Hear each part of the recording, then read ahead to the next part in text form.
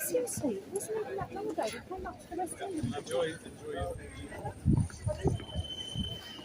It's called SoftBank. It's like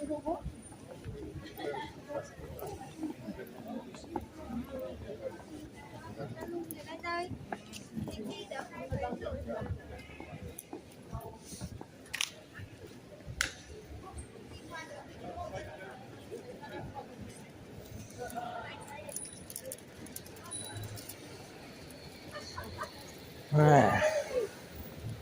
So about to get off the bus and take a little stroll. And the reason the camera's a little bit sort of like jerky is I've got a body strap on, so that'll keep you close to my chest so you can see what's going on. I'm kind of like walking towards Trafalgar Square to see if there's anything going on, because there's a road closure, so something's going on.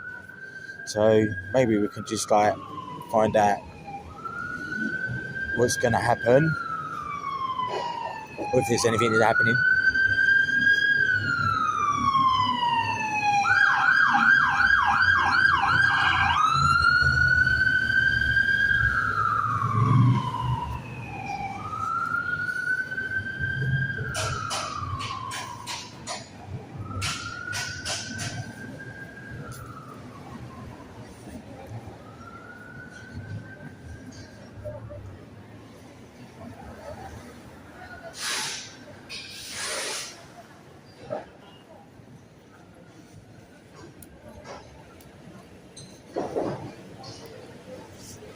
Yeah, just want to welcome you. You've just joined.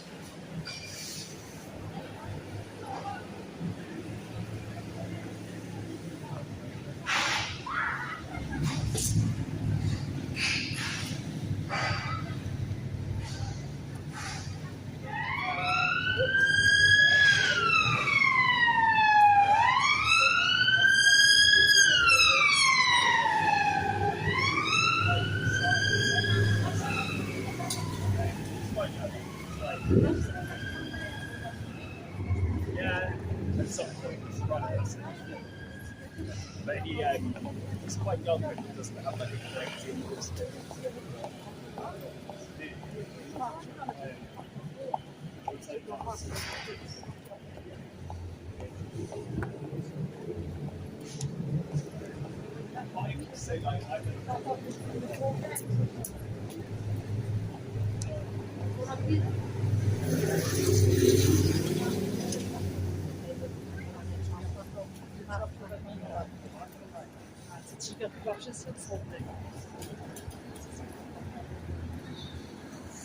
Well, I don't know if you can see it right now, but I can see down in the distance looks like a TSG tactical police, just one at the moment, but this road's all sort of like closed off.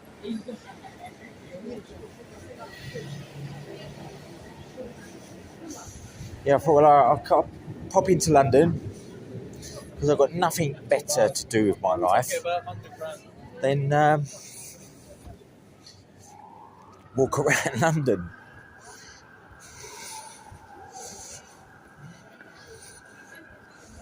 Right, so let's see what's going on. Oh yeah, so I'm coming out to the Strand.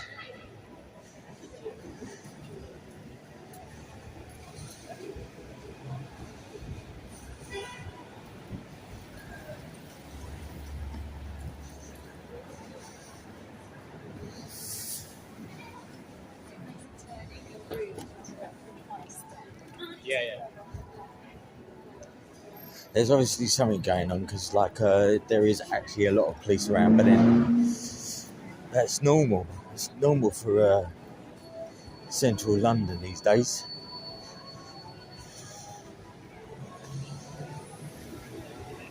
So yeah, these are the City Police Task Force. They're calling themselves Task Force now, okay. Then you've got the TSG. So it's totally blocked off. So it could be sort of like the memorial. Oh, I know.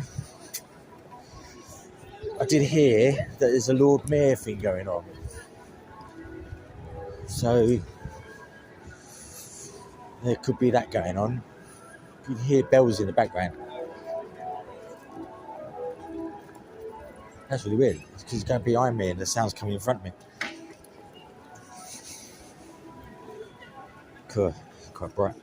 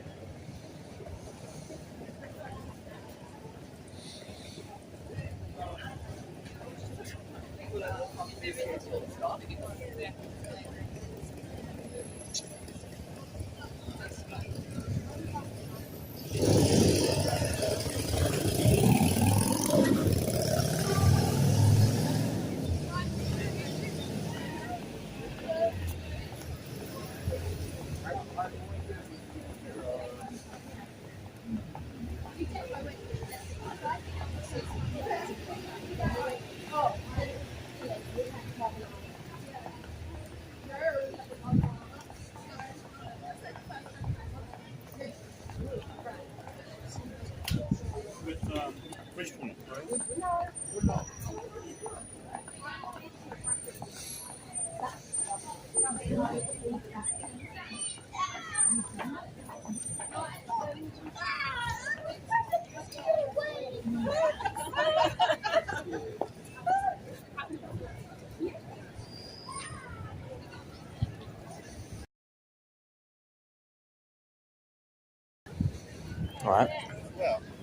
So there's more police this direction. So let's ride the wave. So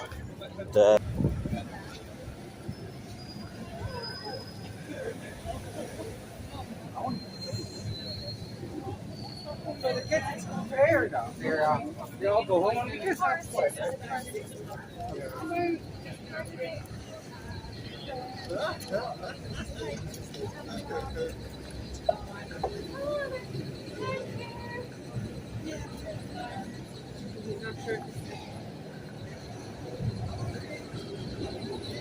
Oh look, I think there's a little demo going on.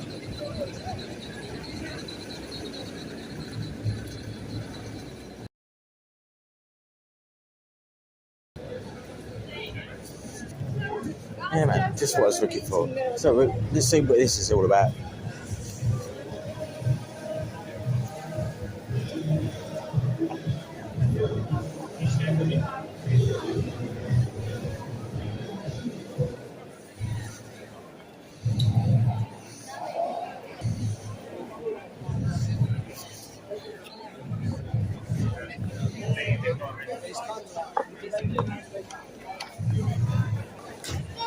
Looks like there's an XR, stop for the oil or insulate Britain. It's definitely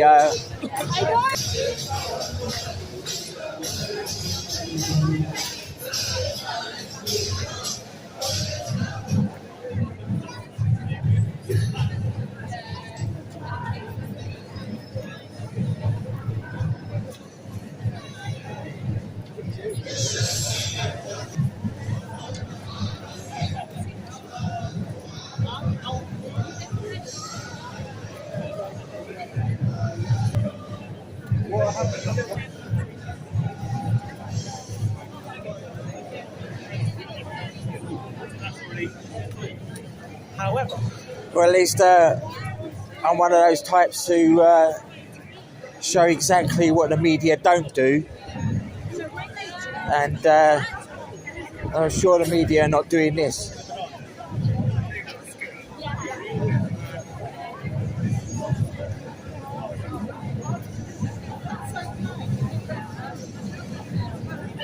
Although a lot of people say that these demonstrations are being paid by the people who've got the money, i.e. the top bankers, your George Soros, your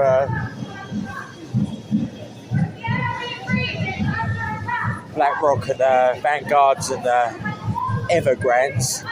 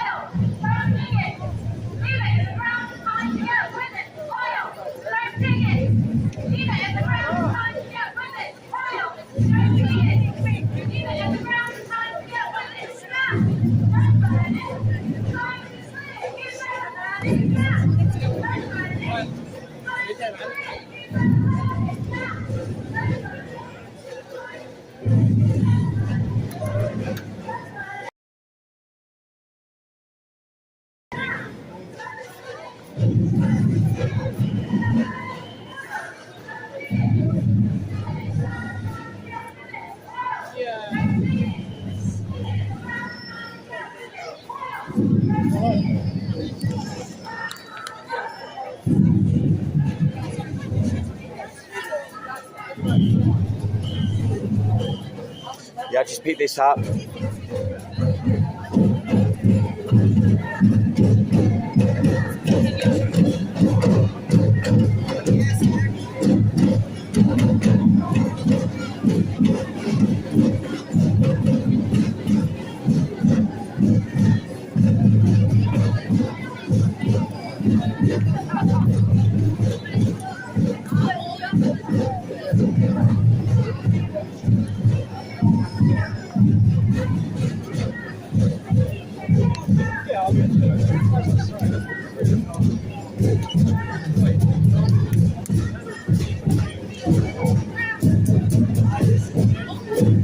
So I hear like the COP26 secretly funded.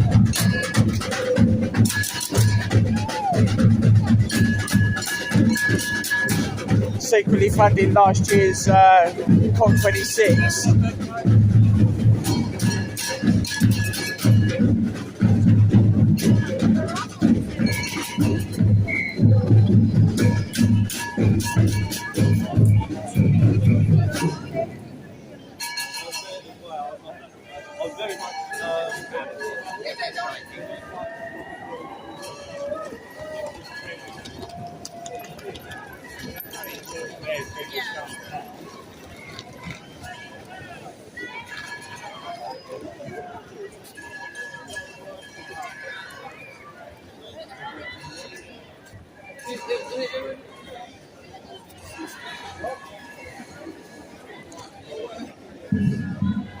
There we are, the plastic police officers.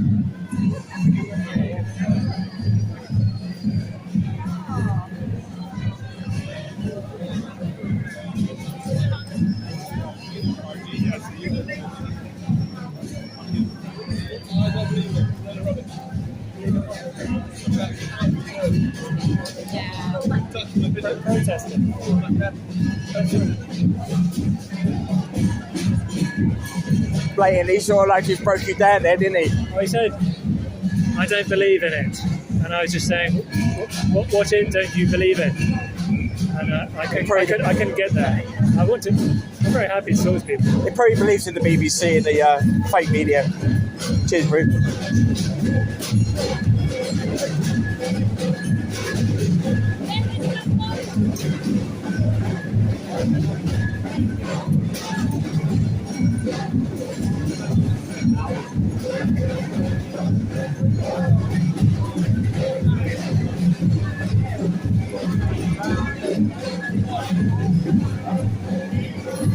They were there, these 6 months.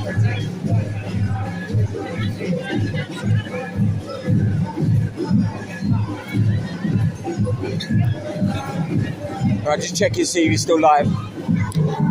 Sweet.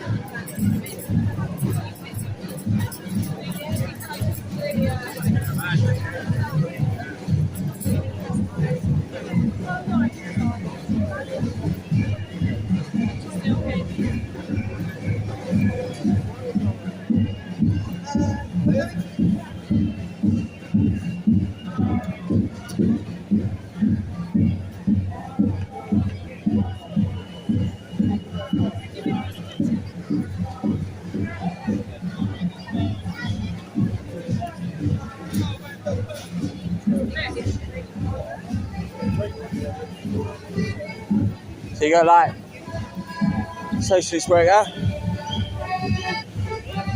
It's always like they've got their same slogan, always like defy the Tories, stop the Tories, or something similar to that effect. And they should have something like a little bit more imaginative.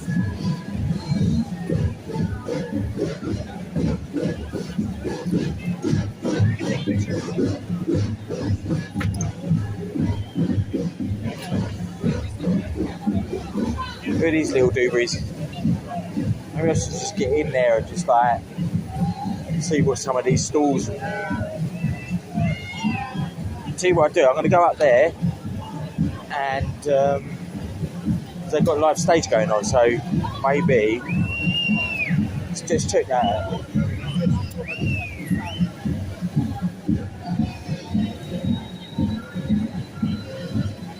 You know, they're very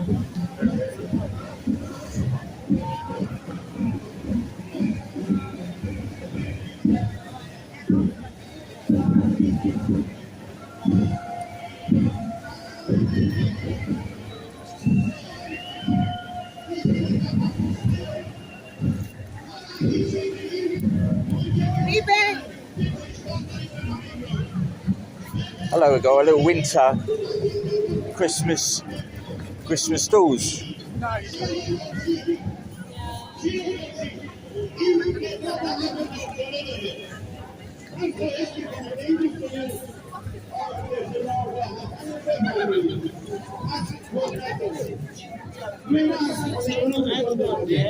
اما وقتی صحبت از تقدس ایران شده و میشه این جمعه آزادی که عکسشون اینجاست این رژیم ضد ایرانی انسان کش کودک کش اینها رو به خاک سپرده. Well, that's an Iranian. رهبران راه That's آزادی an Iranian corner. باید خون اینها رو بگیریم وظیفه ملی میهنی ما که هم میهنان Move away from that because it sounds a little bit too noisy. Probably sort of like muffling a little.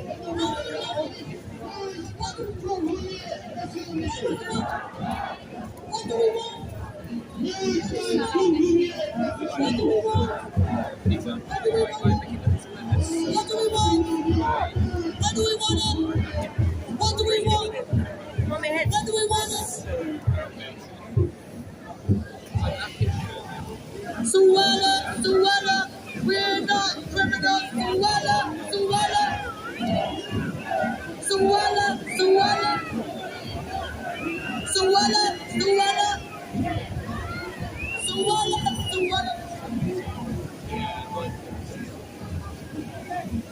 So can I invite everyone for the campaign to come closer? We are all standing in solidarity. We are all one people, but we are all going to give the opportunity to those who have come and organized this. So we stand united for your community. But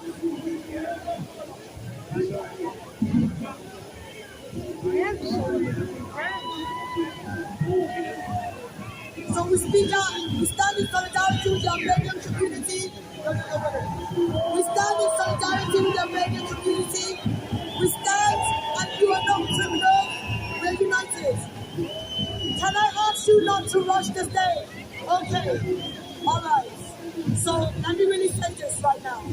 We stand in solidarity. Right, I'm going to get out of the sun, right, and get closer to the stage. And might just swap over to a gimbal. We stand in solidarity with the...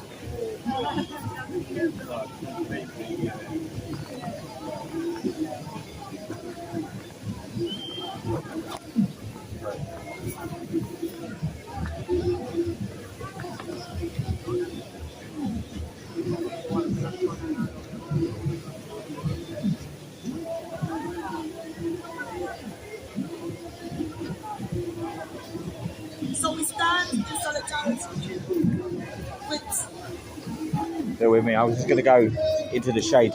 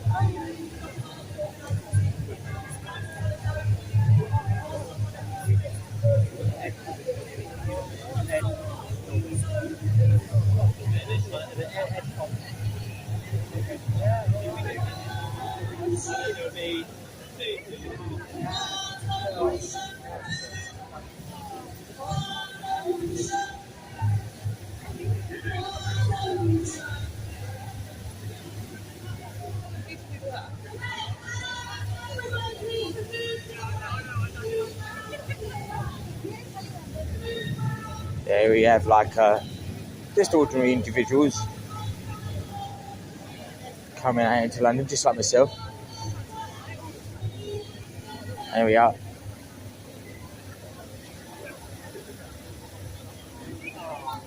are taking off their yellow vests.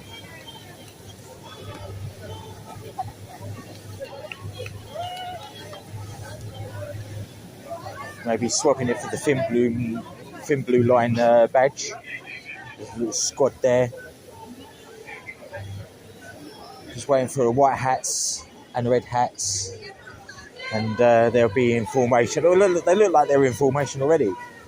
Oh, there's one of them. He looks in charge. He's got a pen in his hand.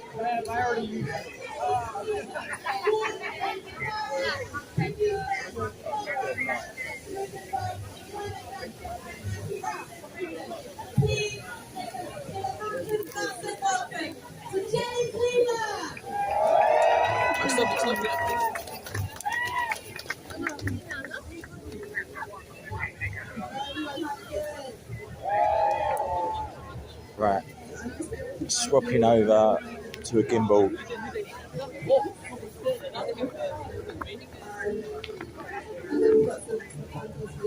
Bobby! To remember that our breath is known by the breath of Bobby gaya. all the parts of the world. I'm not the lead. Bobby is thankfully because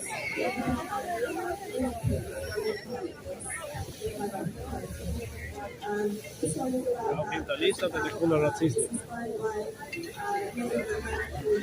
the South American it's about balance with nature and with each other. It's called Cosmovision.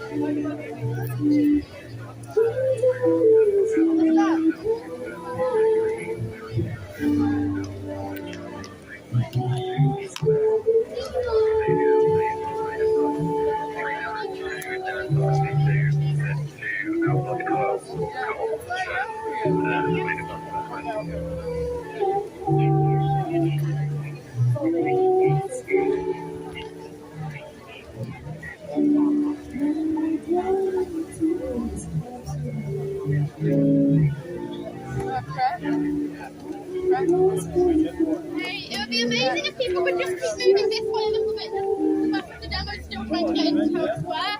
You could just keep moving around a little bit because the back's still just crowding in. Just need to make a bit of space. Thank you.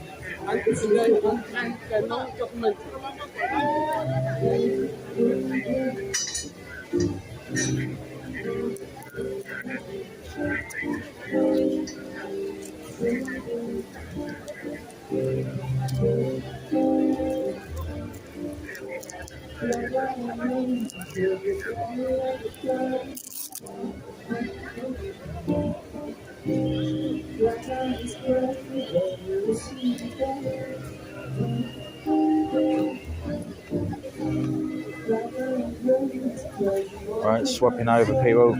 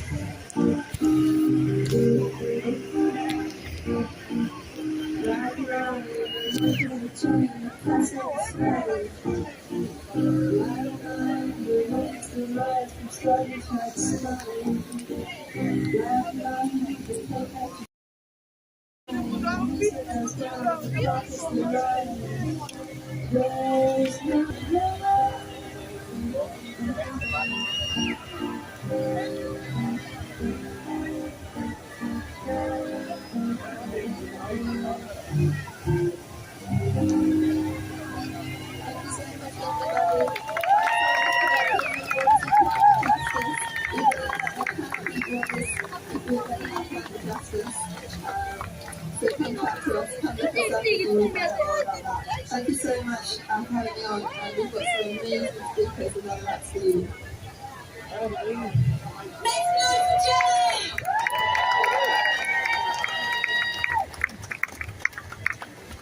Today, as world leaders meet in Sharm el-Sheikh for the COP27 Global Climate Summit, towns and cities across the world are standing in full solidarity with Egyptian activists, rising up in Cairo and Sharm el-Sheikh and demanding global climate justice. It is our honour to read a statement sent to us by activists mobilising today at 12 p.m. Egyptian time. We march today as part of the Global Day of Action called by the COP27 Coalition. Solidarity is the cornerstone of climate justice. Today, we march inside the UN space in Sharm el-Sheikh to highlight the fact that our movements are unable to march freely and democratically on the streets of Egypt. We refuse to greenwash the Egyptian government's denial of the right to freedom of association, the right to freedom of assembly, and the right to freedom of speech by participating in their government-controlled march on the streets of Sharm el-Sheikh. And finally, we march to lift up the voices and demands of all of our frontline communities and all of our movements facing repression because they dream of a better world. So, without further ado, it is the biggest honour to welcome to the stage Khalid Abdallah. Khalid is an actor and an active member of the Free Allah campaign and part of the ongoing Egyptian revolution. Please make some noise for Khalid!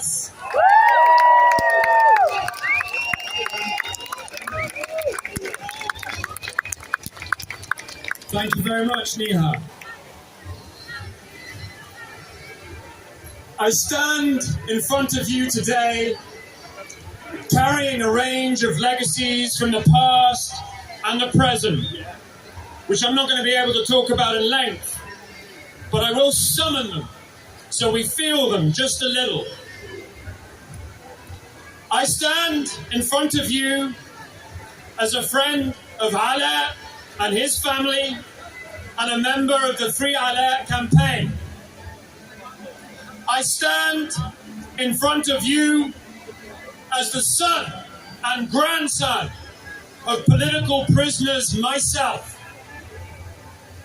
I grew up with a picture of one of my grandfather's fellow prisoners, Abdulazim, and he's pretty much where I am now as the Egyptian sharing a stage with Tony Benn following a demonstration in 1956 during the Suez Crisis. I'm also here as a participant of the 2011 Egyptian Revolution, that moment 10, 11 years ago that inspired so many and of which Alaa is a primary icon. Now, I'm not going to presume that everyone here knows about Alaa, and certainly there are people here who are just tourists. So I need to tell you that Alaa has been on hunger strike for over 200 days. Since COP began a week ago, he has been on full water strike, and we don't know, as of this moment, whether he is alive or dead. He is a British and an Egyptian citizen. The only way he can be alive right now is if he is being force-fed with the knowledge of our government, which is just down the road. The reason I am wearing white is in solidarity with all Egyptian prisoners. Political prisoners, prisoners of conscience. Now, the journey of struggle is long, it is arduous. And although we tend to focus on the moments of triumph, we often forget the moments when the future looks bleak, where there seems no road ahead of us, when people look at us as mad and a nuisance and just wish we would go away. Or so we think. I want to tell you that those of us who have worked on the Free Alaa campaign over these past years, we never imagined this moment we are sharing here, now, and across the globe. A moment in which solidarity from the climate movement is asserting that there can be no climate justice without human rights. And all over the body of Alaa, and because of his extraordinary will and desire for the truest freedom, the freedom that comes from speaking truth to power in the fight for a better world. Now, why is it that there can be no climate justice without human rights? Because in order to have a habitable world, we must be able to fight for it. Above all, in those places where we are most vulnerable, in those places where without the solidarity of people like you, we would be lost and nowhere. As Sanaa, Alaa's sister, put it, Alaa is in prison, not because of the bogus charge they laid on him of sharing a Facebook post about a fellow prisoner who was tortured, but because he is someone who makes people believe that a better world is possible. And why are people like Alaa put in prison? Because the powers that be, the structure of interest around our world that is pushing us to climate catastrophe is afraid of that future. By putting people like Halet in prison, they try to scare us into believing that if we fight as hard as he is, we too will be imprisoned. And so they take us to a place where even though we're out of prison, we hold ourselves back in our actions, in our logic. And what Halet has shown us again and again over these last 10 years of his imprisonment is that every time the road seems darkest, the continued fight brings us through to the light of a better world and its possibility. The fight for equality in Britain, in Egypt, and around the world, for true human rights for everyone. In other words, a world without racism, a world with social justice at its core, is the fight for climate justice. And Halet is showing us how to fight for it. And now I'm going to end on his words from his book, You Have Not Yet Been Defeated.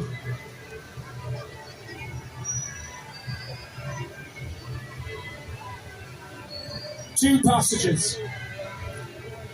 The first, which was spoken after his father died.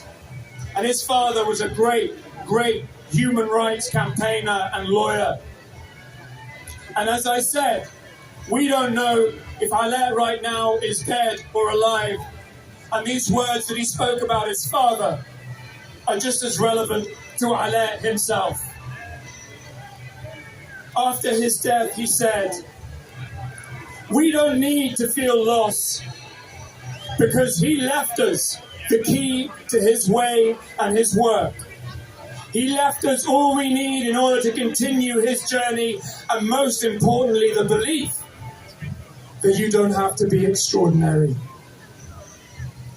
He never spoke about himself as having any exceptional abilities.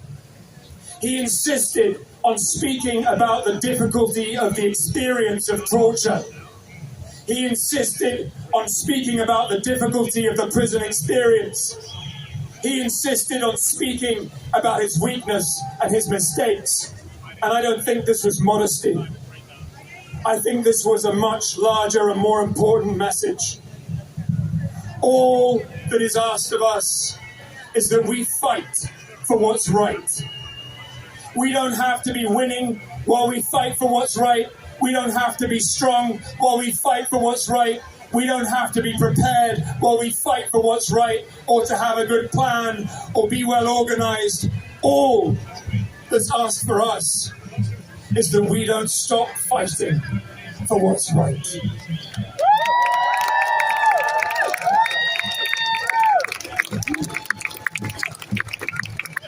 And then this final passage, which is about haunting.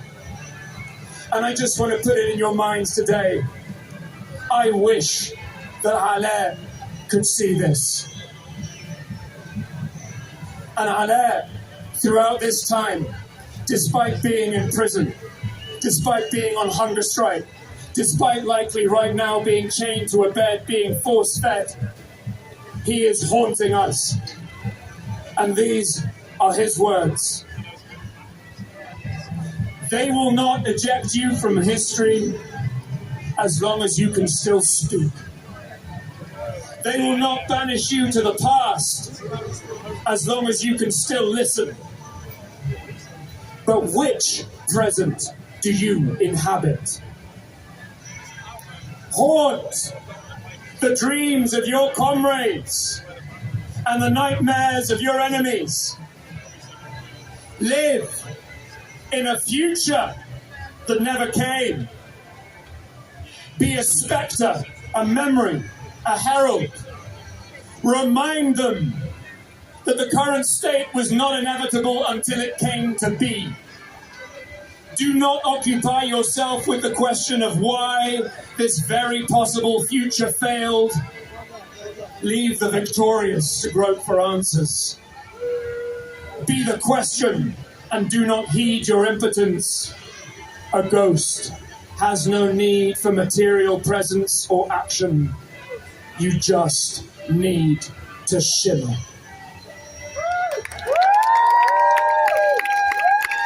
And on those words, his book is called You Have Not Yet Been Defeated, and so, together, we shimmer on the words, we are not defeated! We are not defeated! We are not defeated!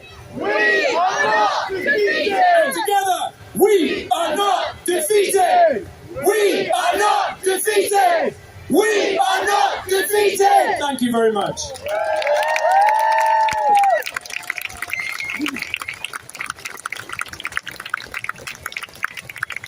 Please make some noise for Allah and all the Egyptians imprisoned for fighting for human rights in Egypt.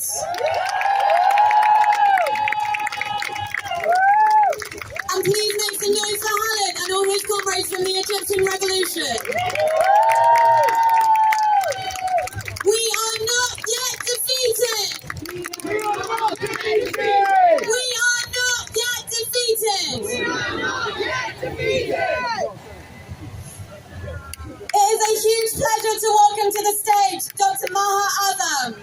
Dr. Azam is a member of the Egyptian Revolutionary Council who promote a civil and democratic state in Egypt. She is also chair of Egyptians for Democracy UK. Please give a warm, warm welcome to Dr. Azam. Thank you very much. It's not that we are not yet defeated. We will not be defeated. And that is the cry that must come out today from all of you. We believe in humanity, and we are here to say we believe in climate justice so that we can save humanity. Today, COP27 is taking place in a tyrannical state.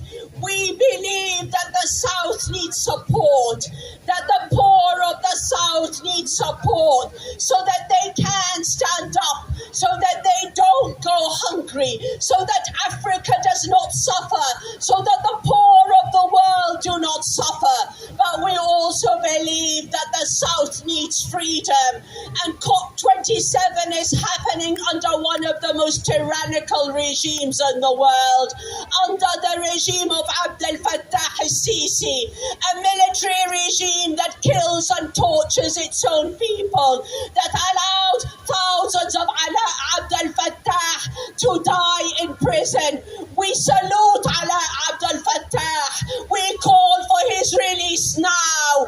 We call for the release of all political prisoners of conscience in Egypt now. And that is why, as you gather here today, you are standing in solidarity with the Egyptians who cannot speak out, those who live in a republic of fear. We salute the Egyptians who stand in Sharm el-Sheikh, penned in a small area that the regime has allowed them. But what about the thousands, the hundreds of thousands of Egyptians that could swarm the streets of Egypt and call for justice? This cause is about justice, about redressing the mistakes of the past, of creating a new balance of power that serves the majority and saves this earth. We need mobilization, and in order to have mobilization, we need people outside prison. We don't want bloggers in prison. We don't want journalists in prison. We don't want members of parliament in prison. We want them to come out and be free and hold our governments accountable.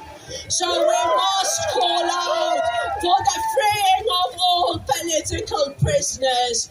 Alaa Abdel Fattah is an icon, but Egypt has millions of icons. We call for the freedom of Alaa Abdel Fattah because he symbolizes so much today. The British government is duty-bound to put every possible pressure on the Egyptian. That is the man that is rubbing shoulders with Biden and Pelosi and Macron and our Prime Minister. What kind of things are they whispering in his ears? Are they saying him, be a bit softer, allow some of the prisoners out? Or are they saying there has to be conditionality on this relationship? We call for a much stronger stance regarding dictatorship wherever it may be. We call for the freedom of peoples throughout the world. This cause affects us all. But today in Egypt, this is symbolic. Your gathering here today is very important because it is telling those who are in power, we will not be silent. We want a vibrant civil society in Egypt and elsewhere to hold you accountable for the changes that we need to protect our environment. And this is key to our survival as humanity. We must stand together in solidarity. This is one cause and one struggle. And let me say this, as an Egyptian, we stand with you, and I believe I speak for so many here today that have come from Manchester, Birmingham, Liverpool, London, British Egyptians who have come to stand in solidarity and to say to you, this is our cause and we will stand by you, stand with us, call for the freedom of Egyptians from dictatorship. Thank you very much.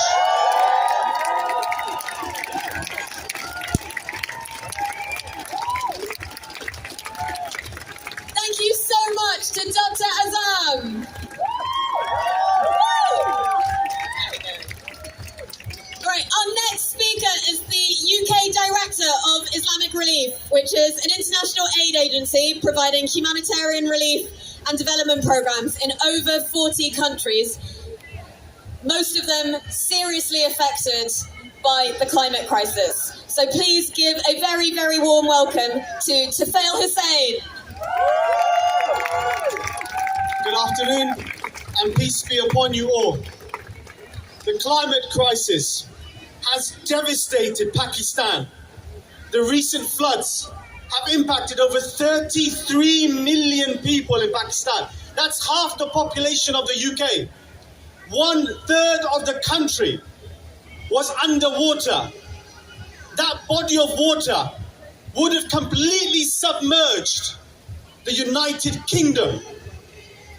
I visited Pakistan a few days after the floods hit, and what I saw was horrific. There were two moments that brought home the magnitude of this crisis. As we were driving to Sindh, one of the worst affected regions, I fell asleep. And when I woke, I thought that I had been transported to the coast. Water for as far as the eye can see, 10 to 15 feet of water. I visited this region in 2010. This was an area where people lived, where there were homes, where they tilled the land, where there were schools, hospitals, where children played, all underwater. And as we were driving for miles and for hours, all we saw were people on the sides of the streets that had lost everything. They escaped with nothing but the shirts on their backs. They had no water. They had no food. And at night time, they had to endure swarms of mosquitoes. We were doing needs assessments, and in one area where 500 homes were drowned, every home had somebody that was sick with malaria-like symptoms. Pakistan now faces another crisis. 12 million people are in need of emergency shelter. Think about that. That's nearly twice the number of people that live in London that do not have a home. We're hearing horrific stories of a health crisis, people that are being affected by malaria, dengue fever, dysentery, diarrhea. We think that it's unfair for people that are least responsible for the climate crisis to bear the brunt and to pay for the consequences of something that we, the developed world, are responsible for. Pakistan contributes less than 1% of the global harmful emissions, yet it is one of the most impacted, at-risk countries to the climate crisis. During COP27, Islamic Relief is calling on the developed world to establish a fund that will help those that are most vulnerable to the climate crisis and to compensate them. We must not turn our backs to those that are vulnerable. Thank you.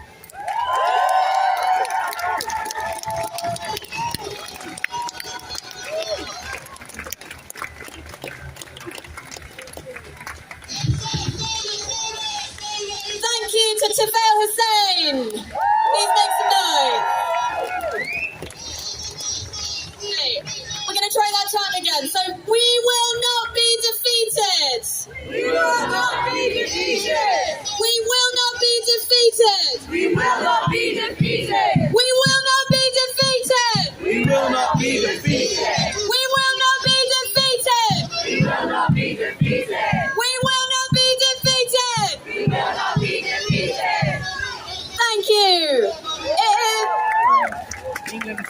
It is a huge pleasure to welcome to the stage two incredible activists from Revoke, a grassroots organisation advocating for the rights and welfare of underserved young people, particularly young refugees and asylum seekers. Please give a very, very warm welcome to Rahab El-Sahaimi and Sharif Chedu.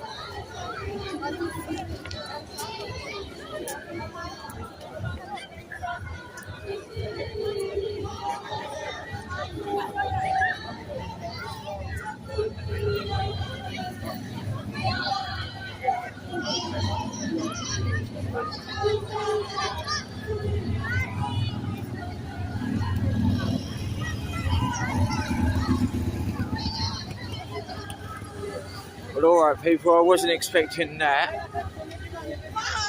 Bumping into a demonstration. Something I used to do anyway. But, here we are. Look, plastic police officers right in front.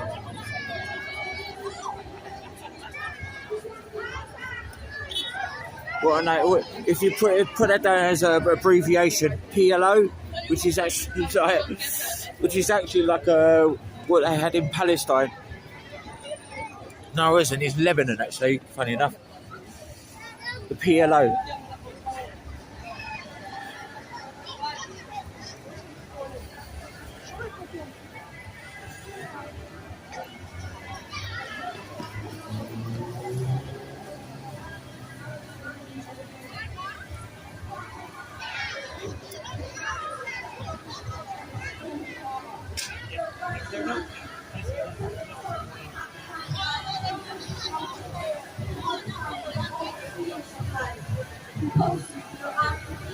And mechanical idea of union. They speak about truth, but divide and disintegrate life's interconnectedness, including our struggles. They benefit from individualizing us, so they desperately try to disconnect us from the earth and blur the interdependence of the world's crisis. The states blame every disaster on the economy, on migrants, on the plundered, on everyone but themselves. Don't they know their history? Climate change is the ultimate consequence of all the destruction that their selfish, patriarchal, colonial, anthropocentric, war-mongering system has imposed onto the world. They are so detached from reality that can only see life in terms of profit, seeking to throw economic breadcrumbs as solutions to issues that go beyond the material realm. We indigenous peoples refute this. Life has no monetary value. If there isn't a deep systemic change, money is of no value at all. We, indigenous peoples, protect 80% of the remaining global biodiversity, yet we are stigmatized and criminalized. Our ancestral knowledge and practices are labeled as primitive, while it is us who have been defending the earth for hundreds of years on the front lines with our spirits and blood. We have not lost a profound connection, scientific and spiritual understanding and respectful relationship with Mother Nature. Our cosmovisions are based on the acknowledgement that everything is alive and interconnected. So we defend Alpha Mama, Mother Earth, because she is the source of all life. This is why our ancestral collective land and self-determination rights must be respected. We make a call to everyone to listen what we indigenous peoples have to share.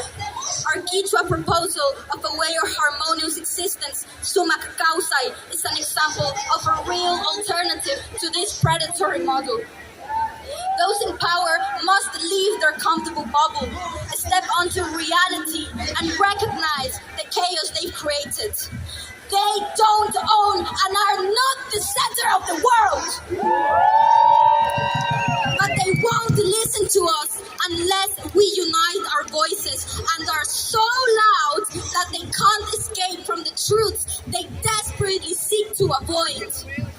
They won't have another option but to listen to the singing of our protest.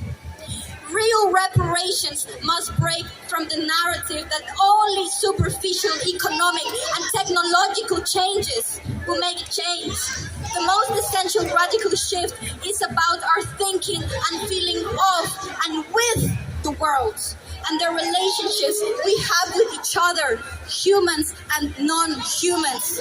Understanding that every struggle aims for freedom and holding solidarity at the core is fundamental, but also learning from those who have been historically plundered and marginalized because of our historical resistance and because of our profound understanding of the alternative paths we must take in order to break free from this system's chains, so we can heal ourselves and the planet and rebuild the organic freedom that is inherent to our beloved and infinite Pachamama, Mother Cosmos. Thank you.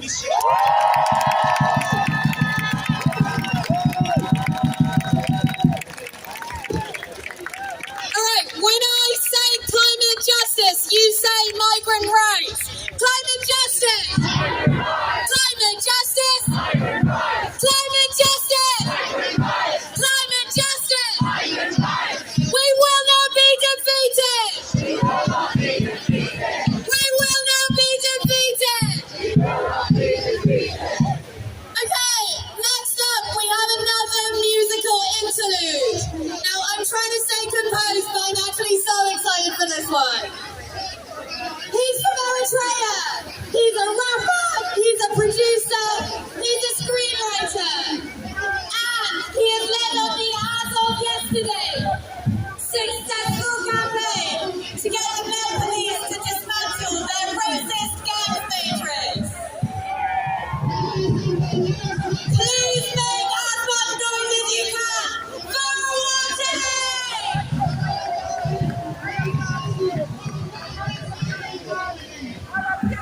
Peace, peace, peace. Thank you very much. How we doing? How we doing? Yeah. Keep warm. Yeah. Woo! Yes. If you feel the beat, you can move to it. Yeah. Yo, I know you're gonna feel it when you hear me telling you my story. I'm a fool. My story. Yeah. Shout to Tupac with all money by Tupac. I free my mind to Africa and what makes Tupac. Dominate the whole Tupac and kill everyone like the old free Tupac. It's in my nature if I had the whole flavor. I'm fucking singing your name like the middle of the singing love. I know you're pleasure. Right in the sky. What we see in the eye, you're not major where I'm from.